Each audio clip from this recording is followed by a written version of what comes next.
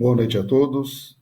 Estamos novamente reunidos, todos nesse sentido único de aprendermos com a nossa querida doutrina espírita e vamos pedir a esses amigos espirituais, a Deus, a Jesus, para que eles possam nos dar a permissão para que iniciemos mais um dia de estudo, aonde vamos procurar aprender tudo o que a doutrina pode vir a nos ofertar através dessa orientação que os livros básicos da doutrina nos oferecem.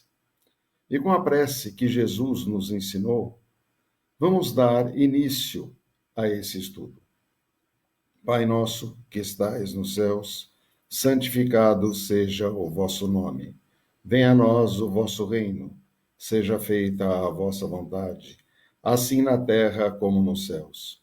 O pão nosso de cada dia nos dai hoje. Perdoai, Senhor, as nossas dívidas, assim como nós perdoamos os nossos devedores. E não nos deixeis cair em tentações, mas livrai-nos, Senhor, de todo mal. Que assim seja.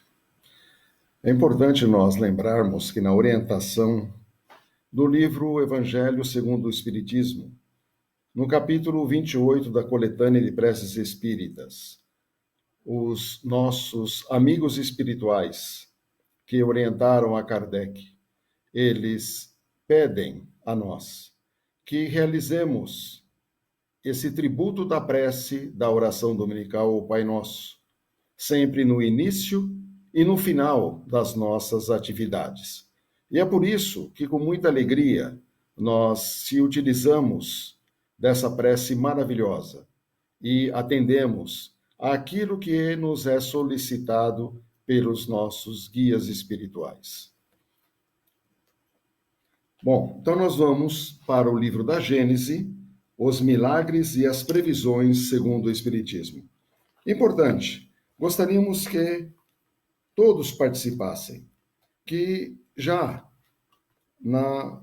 no dia, com antecedência, leiam o capítulo, formulem as suas questões, tenham as questões para nós debatermos e falarmos. Sabemos que estamos numa situação onde o áudio não podemos interagir uns com os outros, mas as perguntas podem ser feitas em tempo real pelo WhatsApp do Centro Espírita Irmã Maria, através de áudio ou escrita. Então, vamos deixar as nossas perguntas já preparadas para que nós possamos aproveitar e utilizar o máximo desse tempo precioso que nos é concedido.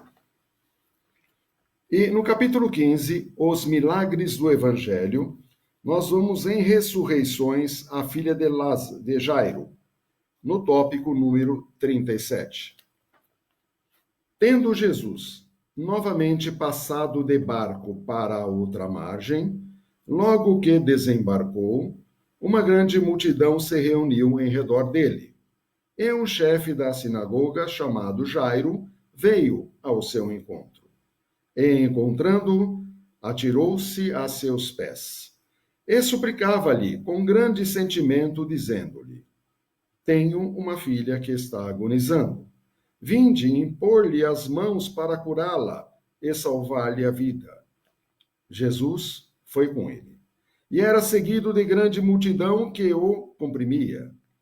Enquanto Jairo ainda falava, vieram pessoas que lhe eram subordinadas, as quais lhe disseram: Vossa filha está morta. Por que quereis dar ao mestre o incômodo de ir mais longe? Porém, Jesus, tendo ouvido tais palavras, disse ao chefe da sinagoga: Não temais, crede somente. Não temais, crede somente. E ninguém permitiu que eu seguisse, exceto Pedro, Tiago e João, irmão de Tiago. Chegados à casa desse chefe da sinagoga, vieram um grupo confuso de pessoas, que choravam e lançavam grandes gritos. E entrando, disse-lhes: Por que fazeis tanto barulho e por que chorais? Esta moça não está morta, ela apenas está adormecida. E trouxeram dele. Tendo feito sair a todos, tomou o pai e a mãe e aqueles que com ele tinham vindo, e entrou no local onde estava deitada a moça. Tomando-a pela mão, e disse-lhe: Talitá cumi, isto é, minha filha, levanta-te, eu ordeno. No mesmo instante, a moça se levantou e pôs-se a andar, pois contava 12 anos. E ficaram todos maravilhados e espantados. São Marcos, capítulo 5, versículos 21 a 43. Depois, lá no 38, o filho da viúva de Naim. Em seguida, os Espíritos vão nos dar a orientação dessa passagem de Jesus para que tenhamos um entendimento sobre ela.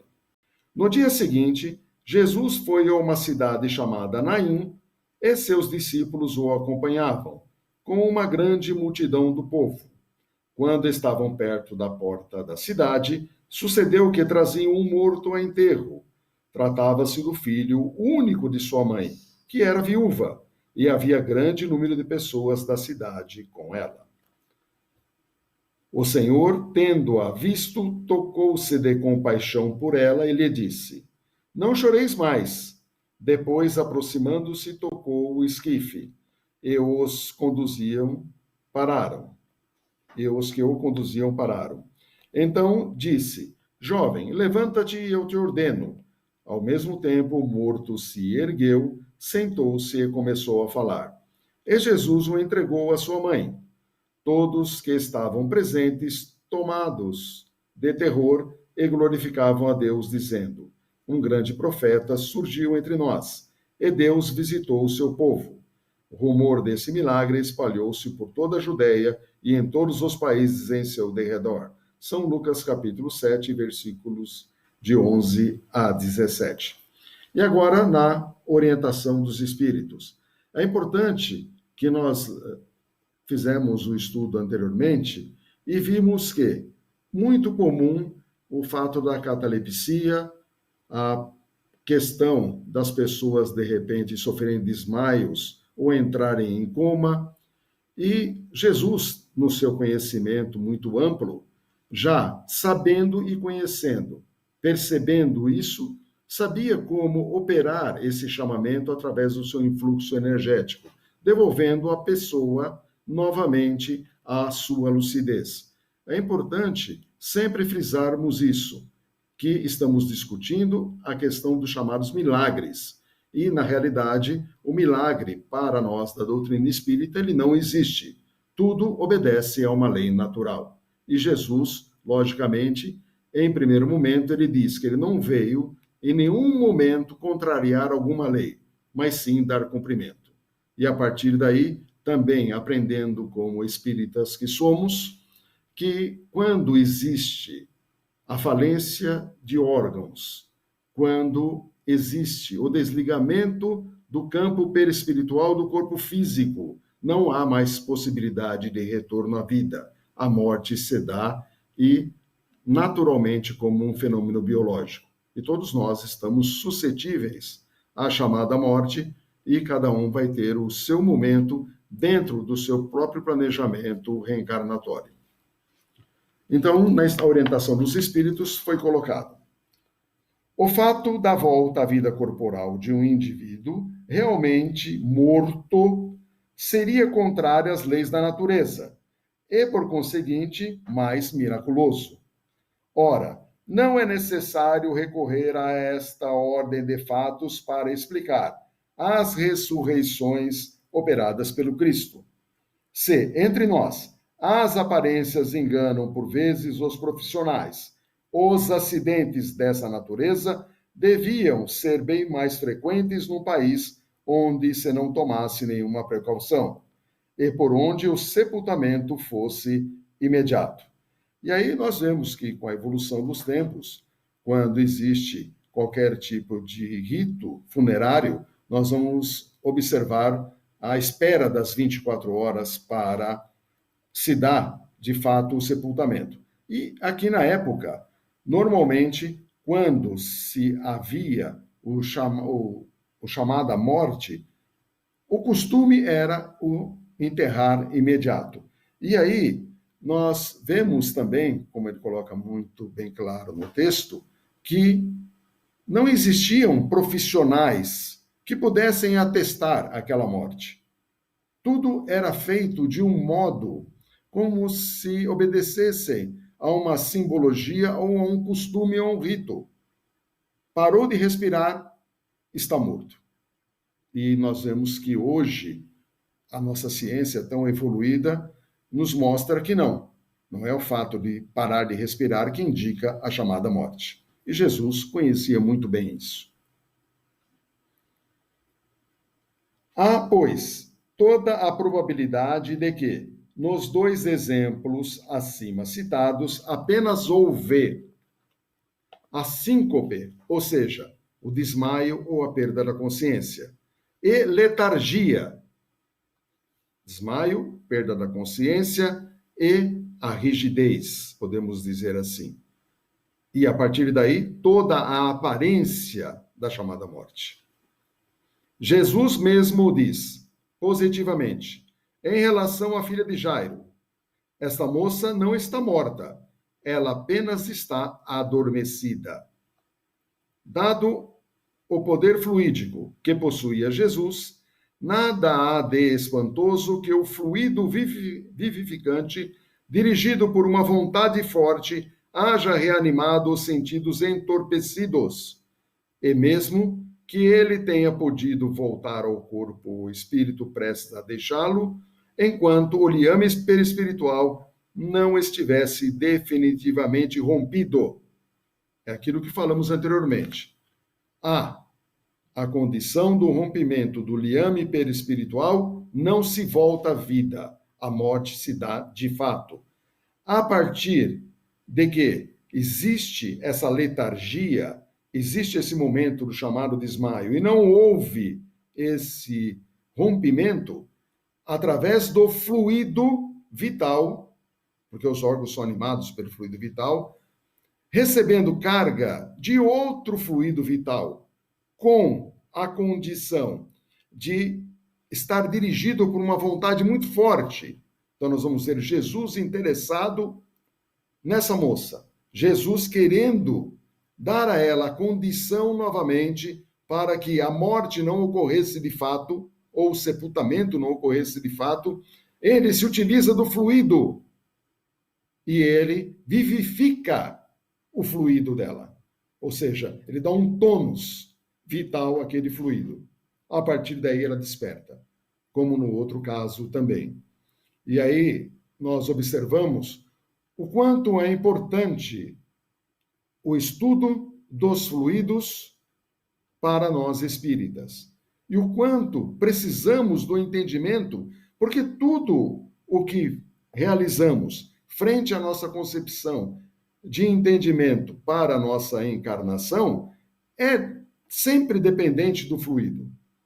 Então nós sabemos que Deus, o nosso Criador, criou dois princípios.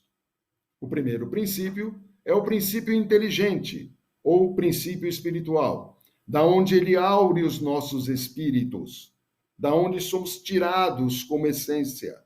E ele une a outro fluido, que é o fluido material, ou o fluido cósmico universal na sua base elementar. Ele é um princípio. A partir daí se dá a formação da matéria em seus mais diferentes estados. E para a condição da nossa própria reencarnação, nós vamos observar a junção do princípio material com o princípio inteligente ou espiritual. A partir daí, processamos as nossas vidas encarnatórias. Para os homens daquele tempo, que julgavam estar o indivíduo morto, desde que não respirasse mais, houve ressurreição. E isso terão podido afirmar, com toda boa fé. Porém, houve, na realidade, cura e não ressurreição, na acepção da palavra. Interessante nós colocarmos também isso. Quando se há o conhecimento, nós vamos nos libertar da ignorância. Quando atribuímos a fatos que não conhecemos como sobrenaturais ou maravilhosos, ficamos presos a essa condição de entendimento que é extremamente limitadora em nossas vidas. Então, quando nós temos que ganhar um espaço, quando nós temos que alcançar esse crescimento espiritual, nós devemos de buscar o conhecimento. Buscando o conhecimento, não ficaremos limitados, como muitos estão limitados nos dias de hoje, que não conhecem a sua verdadeira essência, o porquê e o para que estão aqui nesse planeta, o entendimento da mensagem de Jesus, o que ele nos reservou e nos observou frente a buscarmos esses conhecimentos tão necessários para a nossa futura regeneração, que estamos a caminho dela. E é importante essa preparação. E essa preparação se dá principalmente com essas obras do Consolador prometido. Essas obras foram enviadas para nós por misericórdia, porque Jesus nos ama e ele, no seu entendimento, nos ofereceu o Consolador para que nós puséssemos em prática todo o seu conteúdo para o nosso próprio benefício, para o nosso crescimento espiritual. E aí vamos para Lázaro. E aí podemos até esperar e aguardar as perguntas para podermos falar um pouco mais desse tema. Lázaro, lá no 40. A ressurreição de Lázaro, digam o que disserem, não invalida de modo algum esse princípio.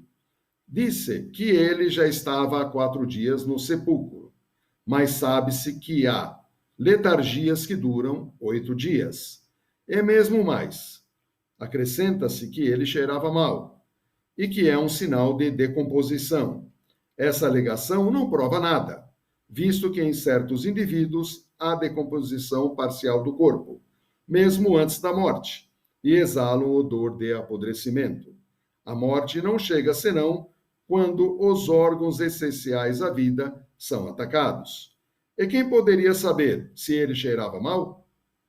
É sua irmã Marta que o diz. Mas como sabia? Lázaro se achava enterrado há 4 dias. Ela supunha isso, mas não podia ter certeza. Capítulo 15, número 29. Interessante. Para todo um acontecimento existe uma multidão de observadores. E todos fazem suposições. Todos entendem que conhece de determinado assunto de uma forma plena e absoluta. A partir daí, entram em suposições, mas suposições que não levam às vias de fato. Ou seja, a irmã acha que ele está cheirando. Outro acha que ele apodreceu. Outro acha determinada coisa. E, na realidade, como não estava morto, nenhuma dessas situações poderia vir a ser comprovada. São situações indicativas para um cadáver, mas não situações indicativas para alguém que não se tornou um cadáver ainda. E o fato de alguém ter alguma parte do corpo com algum tipo de cheiro ou apodrecimento, nós vemos isso muito hoje em dia em situações de gangrena. E não podemos atribuir àquele que tem uma gangrena que ele está morto. Então, nós temos que observar como Lázaro, no caso, é o exemplo mais famoso e mais controverso a respeito da chamada ressurreição. E, logicamente, esse termo ressurreição acabou numa tentativa de substituir a palavra reencarnação, porque existia, na época de Jesus, um segmento dos judeus que acreditavam na reencarnação. E depois, esse termo foi suprimido. Logicamente, pela formação da própria Igreja Romana, por ocasião dos imperadores terem a condição de dominarem a igreja, da formação da igreja. E alguns não poderiam ter, do orgulho que carregavam, a ideia de que poderiam vir a renascer como alguém inferior à posição que eles ocupavam. Ou que alguém inferior poderia, numa futura encarnação, ocupar o lugar deles. E a partir daí, no Concílio V, da própria formação da Igreja, foi suprimida a palavra reencarnação e substituída por ressurreição. Então, nós conhecemos hoje esse fato da chamada ressurreição pela situação em que nós acompanhamos pela história.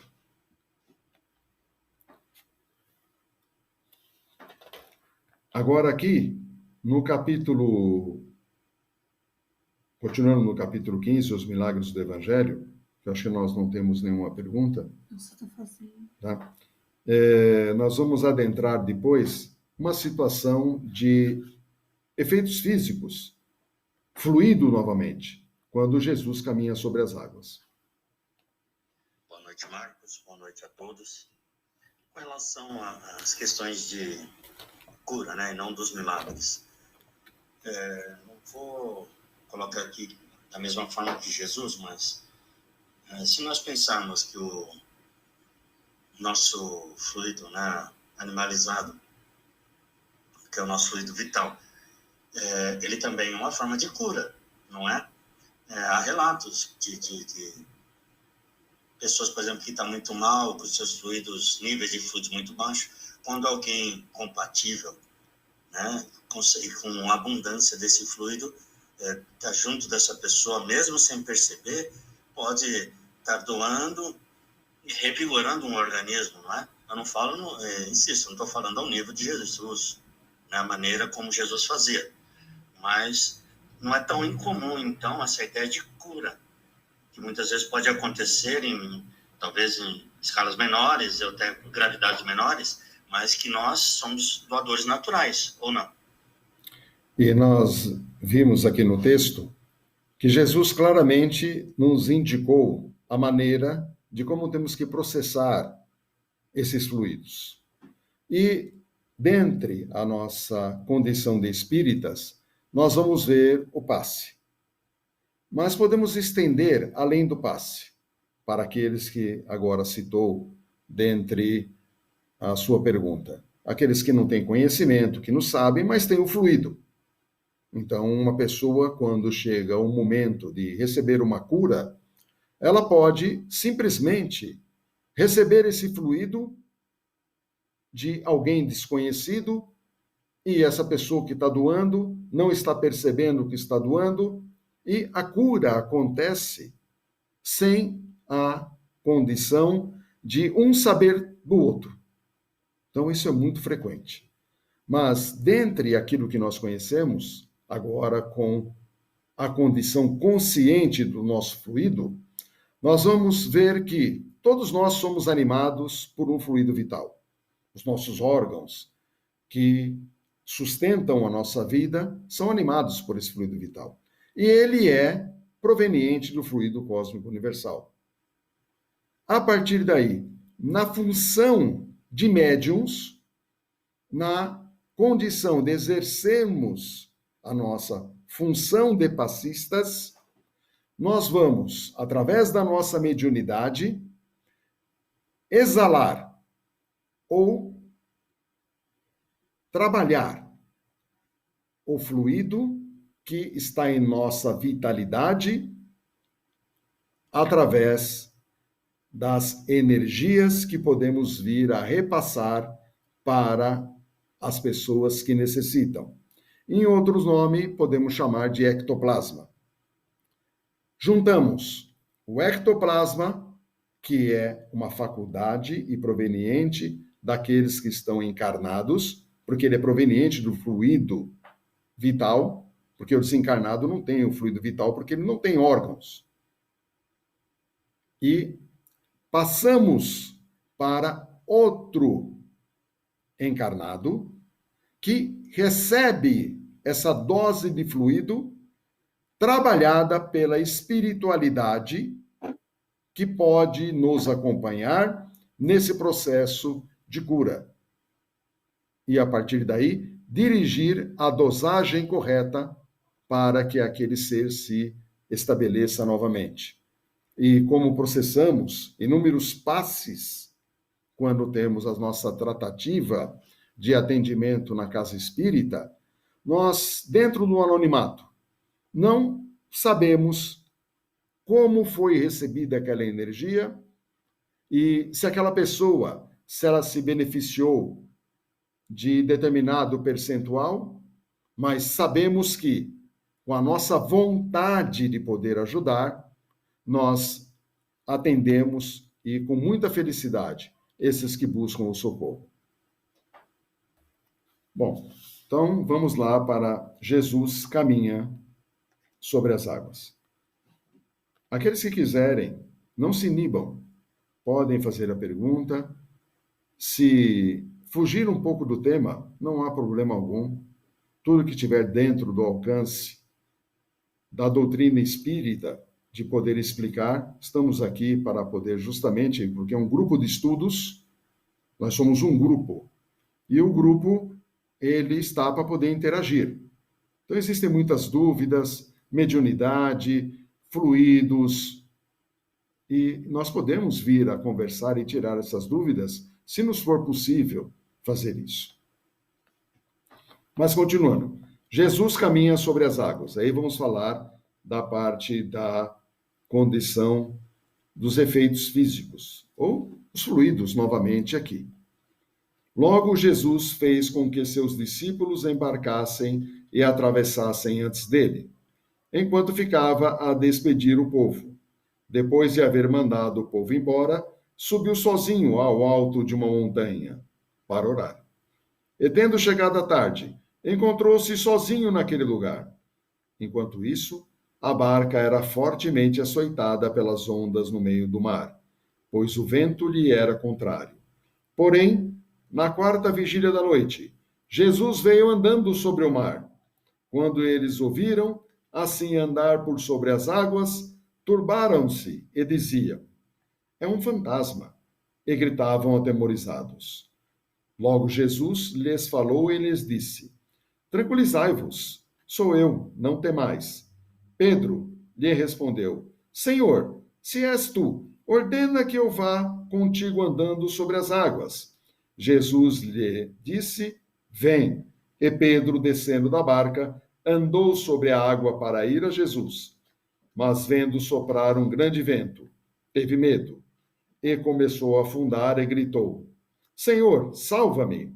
Logo Jesus, dando-lhe a mão, o tomou e disse: homem de pouca fé, por que duvidaste? E subindo a barca, o vento cessou. Então aqueles que estavam nessa barca, aproximando-se dele, o adoraram, dizendo: sois verdadeiramente filho de Deus. Mateus capítulo 14, versículo 22 e 33. Vamos a uma pergunta agora. Marcos, então, só encarnado é que possui o fluido vital. Quando nesse parágrafo fala da força fluídica de Jesus, que força fluídica é essa? Que fluido é esse que fala aqui? Então, nós vamos observar algo. Quando se coloca aqui no texto, Jesus com a sua força. Jesus estava encarnado nesse momento. Então, ele estava usando o seu fluido vital. Ele estava usando a energia própria por uma vontade própria e por uma vontade bem dirigida. O desejo de ajudar. Ele estava usando o amor em forma de energia para poder ajudar essa pessoa que, no caso, estava sendo dada como morta. E é por isso que ele reativa o ânimo dessa pessoa. Ele desperta essa pessoa. Ele tira a pessoa do seu adormecimento, mas com o seu fluido. Marcos, eu não sei, eu li nas observações sobre quando estava Jesus curando a filha de Jairo e o filho da viúva, que além da catalepsia e da letargia, quando ainda o corpo não está totalmente desligado do fluido cósmico e as células, acho que provavelmente, que ainda pode ser feita a cura, a cura mesmo, né, desta pessoa. Isso ocorre mesmo? Sim, só se dá o fator morte a partir do momento da falência dos órgãos, ou seja, a sua extinção do fluido, por consequência, o desligamento da condição que prende o espírito ao corpo físico. Então, extinção do fluido leva-se à chamada morte e rompimento dos laços espirituais. Enquanto não acontecer isso, a vida está presente ali. Marcos, boa noite a todos. Uma pergunta. Quando se fala em fluido universal, né, o nosso fluido cósmico, quando a gente morre ou passa dessa vida para outra vida, se a pessoa foi antes do prazo, tipo, tirou a vida, ou ela deixou ela cometeu situações assim que fez ela ir mais cedo, um tipo de suicídio, né? Ou suicídio mesmo, ou drogado, tal. Esse fluido, ele ainda permanece no organismo, mesmo depois que você você morreu, que você nasce com uma dosagem para durar uma vida? É isso mesmo que eu estou pensando ou estou errada? Então, vamos buscar André Luiz para essa explicação. Nós sabemos que, por ocasião da chamada morte, alguns desencarnados ou recém-desencarnados, eles têm compromissos muito sérios com algumas entidades que podemos chamar de trevosas. E muitos deles se aproximam, nesse momento, desse recém-desencarnado e acabam vampirizando as últimas energias, se podemos dizer assim, do corpo físico. É aquele momento do esfriar do corpo, traduzindo melhor. A partir daí, é retirado lá os seus últimas gotas fluídicas, podemos assim dizer, num processo de vampirização. Isso para alguns casos. Outros, existe a proteção da espiritualidade, que ela resguarda aquele corpo físico por um determinado tempo para que o fluido se esgote naturalmente. E aí não podemos precisar tempo disso. Tem situações que são imediatas, tem situações que podem levar minutos, outras horas. Então, cada caso vai ser um caso. Quanto àqueles que estavam com excesso de fluido, estavam em pleno vigor da sua saúde, e por ocasião de um acidente, ocasião de um suicídio, eles têm a sua volta antecipada para o mundo dos espíritos por questões provocadas, ou suicídio consciente ou inconsciente, o processo é o mesmo do corpo físico. Ele pode vir a sofrer esse processo de vampirização, ele pode também ser resguardado, tudo vai depender do merecimento desse espírito. Mas o que muda aí, agora deixando o corpo físico de lado, porque quando há o esgotamento da vitalidade dos órgãos e o desligamento, a morte se dá e há a separação. A diferença que vai existir é aquele momento em que o espírito, extremamente apegado àquele corpo, ele vai estar sempre em busca de poder retornar, mesmo de um modo inconsciente, para aquele organismo que ele entende que é sua casa. Ele vai tentar se refugiar dele. Ele vai tentar recompor aquele organismo. É como se ele estivesse num pesadelo e ele se vê separado do corpo, não entende, não sabe o que acontece e ele só quer voltar e despertar. E a partir daí ele pode vir a acompanhar todo o processo de decomposição do seu próprio corpo. Alguns casos. Então, André Luiz tem essa tratativa para nós em seus livros fabulosos, começam em Nosso Lar e vão até A Vida Continua. E todos nós temos que buscar ler esses livros para essa melhor compreensão da situação que vai ser nossa um dia. E nós vamos estar no mundo dos espíritos de volta. E, logicamente, isso vai acontecer mais dia, menos dia. Então, não temos como muito nos furtar a isso.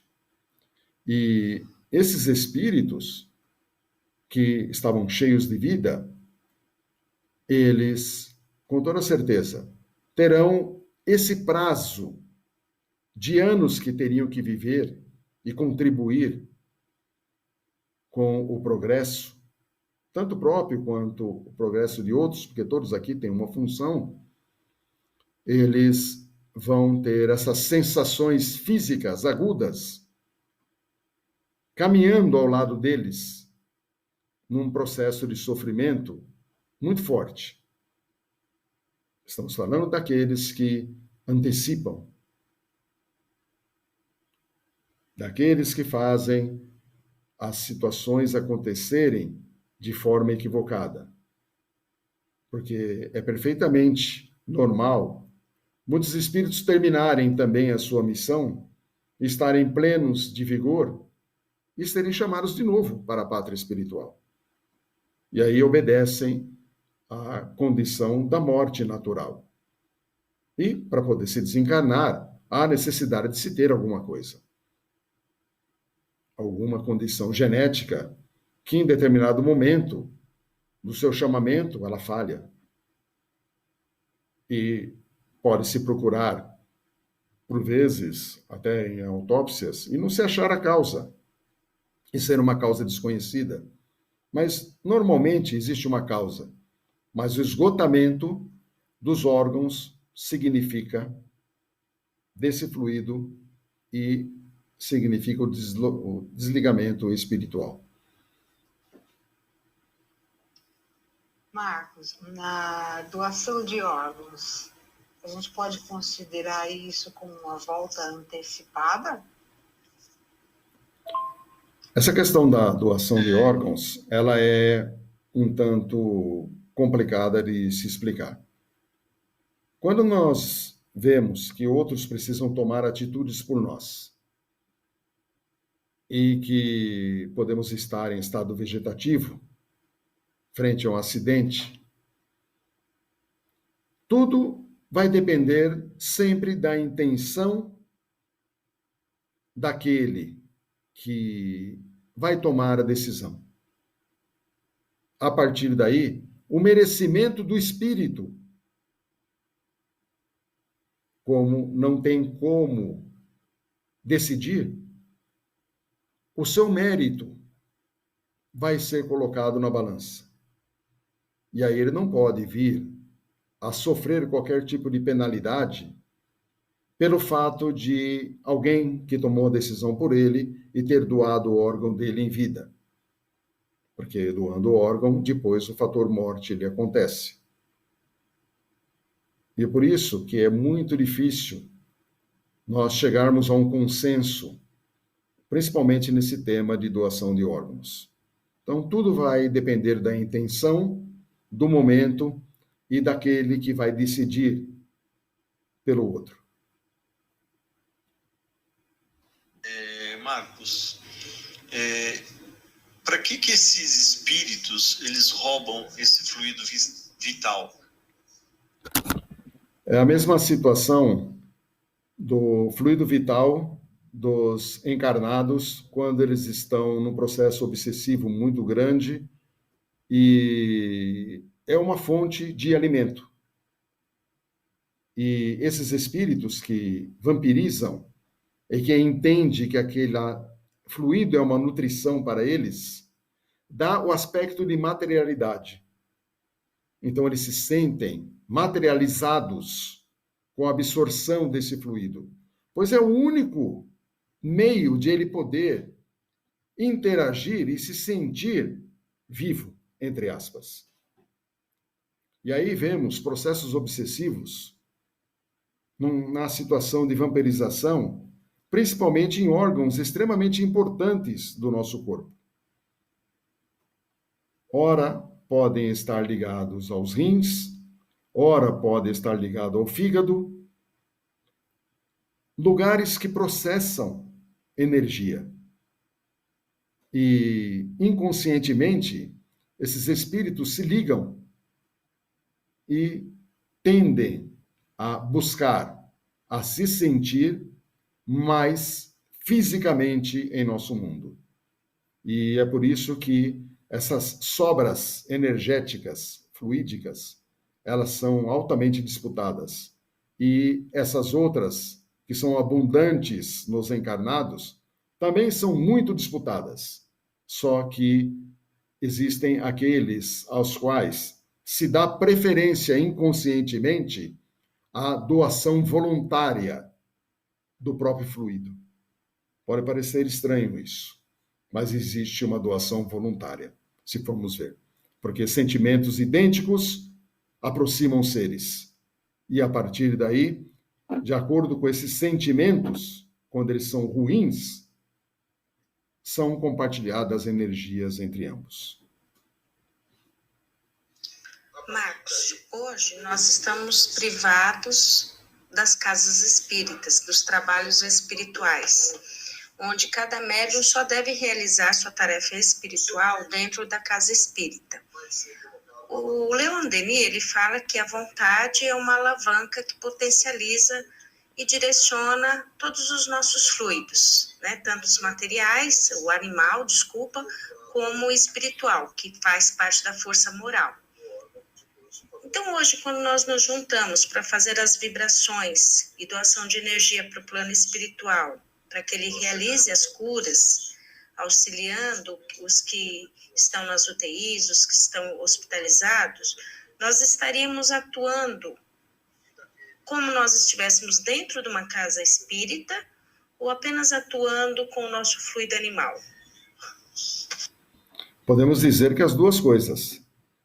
Hoje estamos estudando e cada um dentro do seu lar está sendo um portador de energias, um produtor, aliás, melhor expressando, de energias. E os espíritos amigos, eles estão recolhendo as nossas energias, como eles o fazem todas as vezes que nós dirigimos a nossa prece ao Altíssimo. Nós somos usinas. E não precisamos de um lugar pré-definido para podermos exercitar o nosso amor. A simples lembrança, o simples direcionamento do pensamento, a boa vontade, o coração aberto, faz com que essa usina produza muitas energias.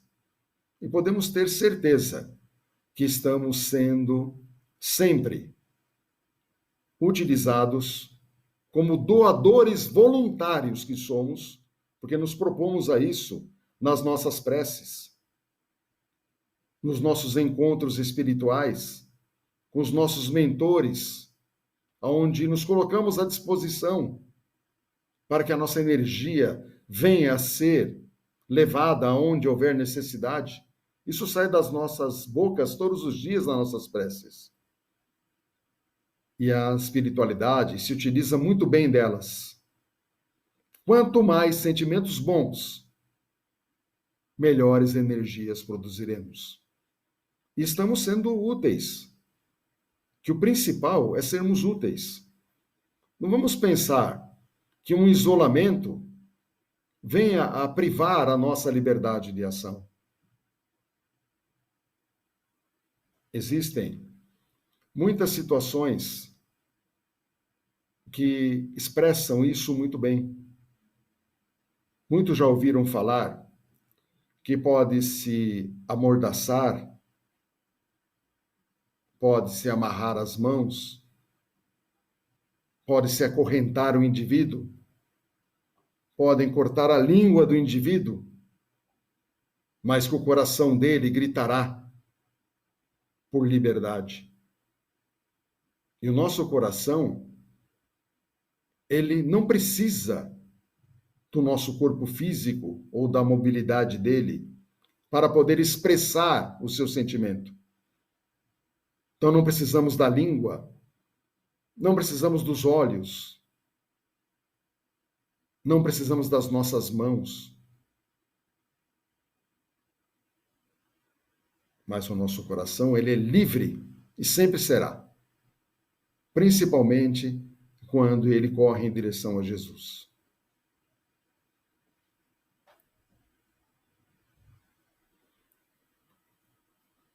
Mais alguma questão para nós? Então, na semana que vem, ainda temos até um tempinho, mas não vamos começar esse assunto, vamos deixar. Mas já fizemos a leitura de Jesus caminha sobre as águas, e aí vamos falar lá no 42, na semana que vem, e vamos dar sequência depois. E é muito interessante esse capítulo dos milagres do Evangelho, porque esclarece para todos nós muitas dúvidas e, logicamente, estamos aqui para poder aprender. E o aprendizado é tudo na nossa doutrina espírita. Tanto que Kardec, na orientação do Espírito da Verdade, ele deixa para nós 2 mandamentos espíritas: amai-vos e instruir-vos. Nós só podemos aprender a amar a partir do momento que aprendemos a conhecer. Abrirmos o nosso coração, abrirmos o nosso sentimento, abrirmos o nosso entendimento. Tudo hoje acontece à nossa volta por escolha nossa. Tudo está delineado, não num pré-determinismo, não num destino fixado, mas um caminho promovido pelo nosso conteúdo moral. E através desse segmento, nós temos que processar a diluição das nossas imperfeições, para poder buscar a verdadeira condição moral elevada, que é o conjunto das virtudes que podemos vir a angariar nesse processo de diminuição das imperfeições. E é nesse sentido que todos nós devemos de vibrar e de buscar.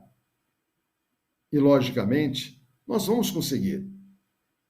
Porque Jesus mesmo, no capítulo 17, no Sede Perfeitos, ele nos oferece essa condição.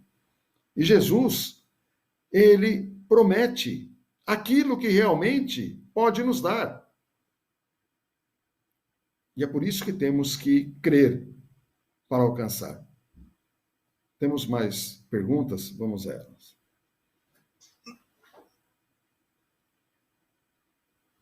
Marcos, voltando ao assunto do passe, dos fluidos que a gente doa nos passes, você falou inclusive do ectoplasma, né?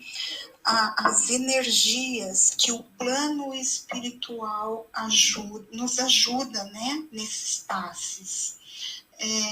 Que tipo de energia o desencarnado doa? Como é essa energia, já que eles não têm fluido vital? Eu não sei se eu fui clara.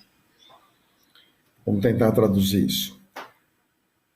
Vamos ver que os desencarnados que estão próximos de nós, têm seu campo perispiritual.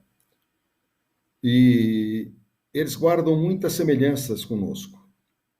A partir daí, eles possuem uma energia própria, que é a aurida do seu próprio espírito, somatizada à energia animal nossa, que é o chamado ectoplasma. Elaboram, dentro da sua condição científica, para que esse fluido venha a ser dirigido. E eles mesmos se encarregam dessa entrega fluídica. De forma que é uma associação de encarnado com desencarnado, aonde o desencarnado, ele é aquele que tem a sua energia própria para poder trabalhar a energia mais bruta, que é aquele do ser animalizado que nós somos.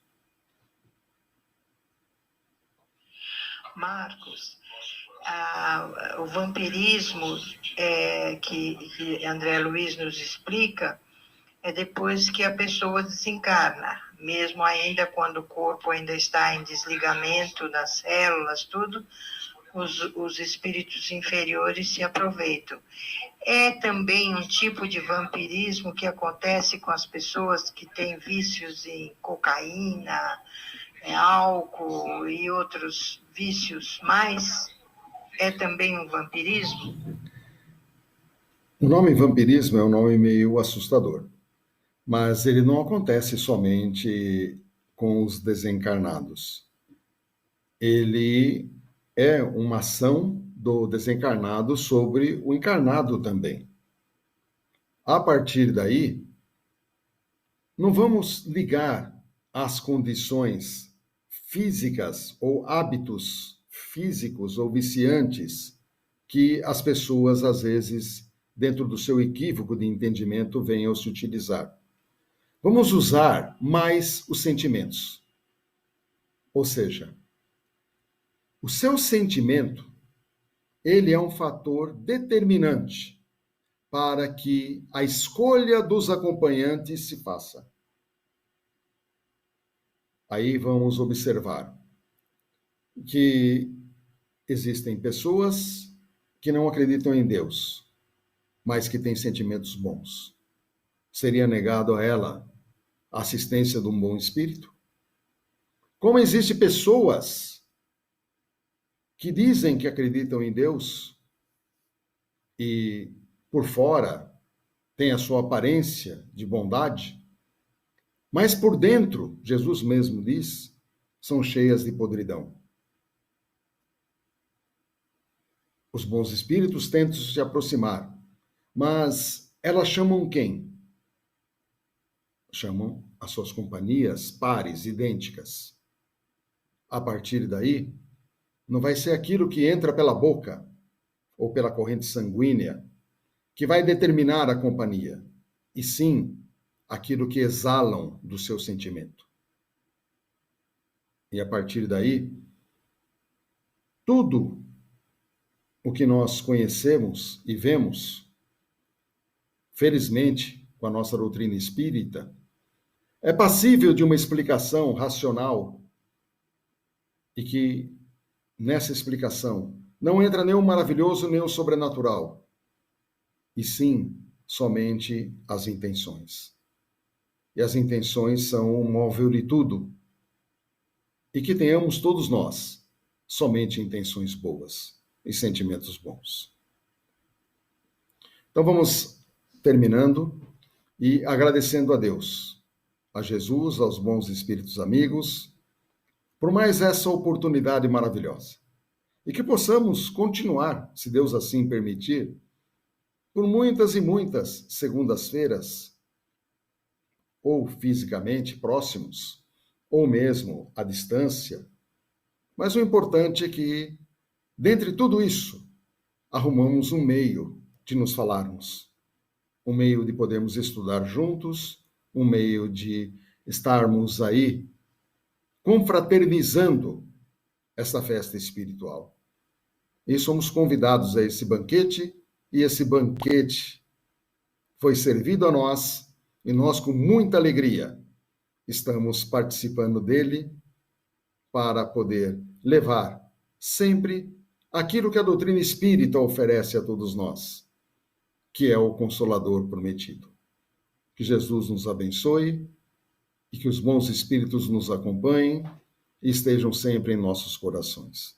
Pai nosso que estais nos céus, santificado seja o vosso nome. Venha a nós o vosso reino. Seja feita a vossa vontade, assim na terra como nos céus. O pão nosso de cada dia nos dai hoje. Perdoai, Senhor, as nossas dívidas, assim como nós perdoamos aos nossos devedores. E não nos deixeis cair em tentações, mas livrai-nos, Senhor, de todo mal. Que assim seja.